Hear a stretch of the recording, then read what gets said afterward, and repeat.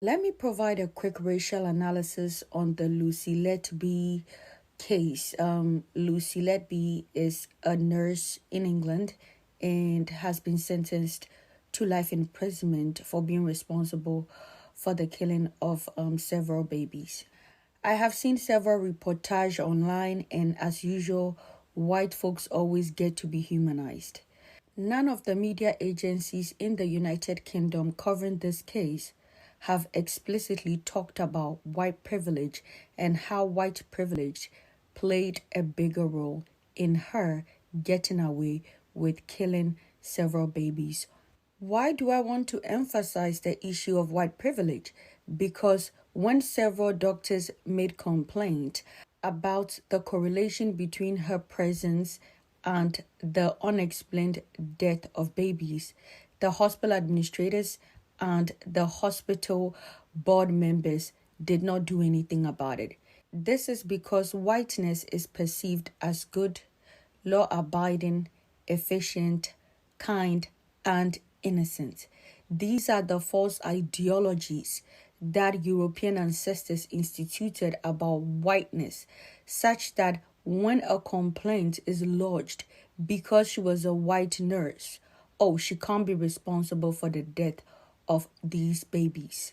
Other reporters also mentioned that the several inquiries that were lodged by the hospital team said that, oh, she came from a good family, she seems like a nice person. As a result, those doctors who complained about the correlation between Lucilette B being the nurse around when babies died were forced to apologize to her.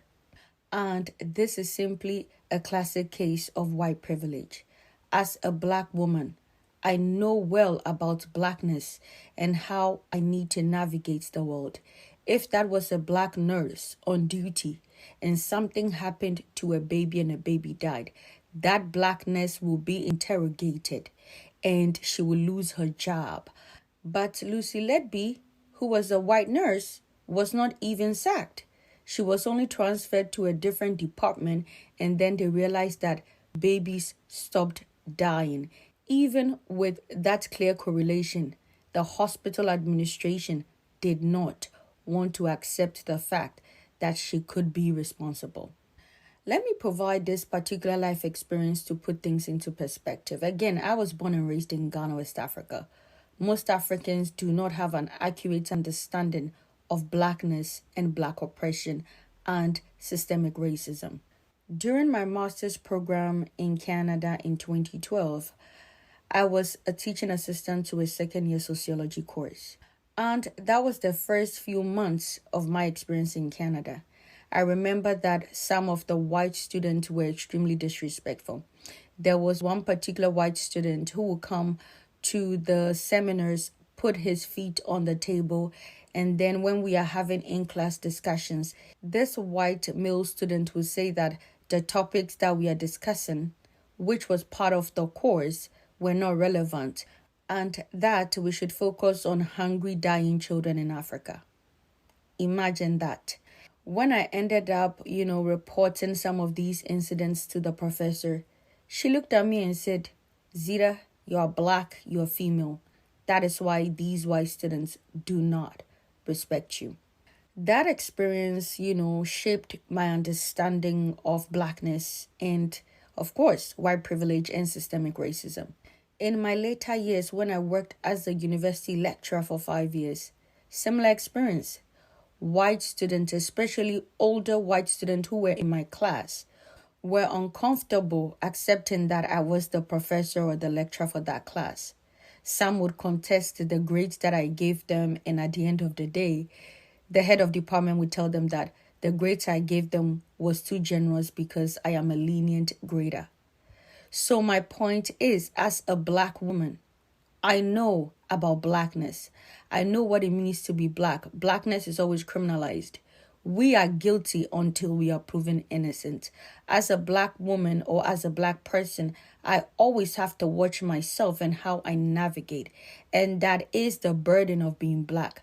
But white people have the privilege of walking around, existing and living without ever questioning their actions and their existence and how they are perceived, and if people would always associate negative things with their actions. But as usual, we see the UK media humanizing Lucy Letby, giving interviews to her friends who are talking about, oh, she's nice, she's caring, she rescued cats, she's the most warm and soft person ever, trying to humanize her. Even when she has been found guilty and given a life sentence, they are still trying to humanize Lucy Letby, an experience that Black people do not get to have. We are never humanized. We are never given the benefit of the doubt. We are always guilty until we are proven innocent. And so, as a sociologist, I wanted to highlight and emphasize how white privilege was important in allowing Lucy Letby get away with her crime for a considerable period before the law caught up with her.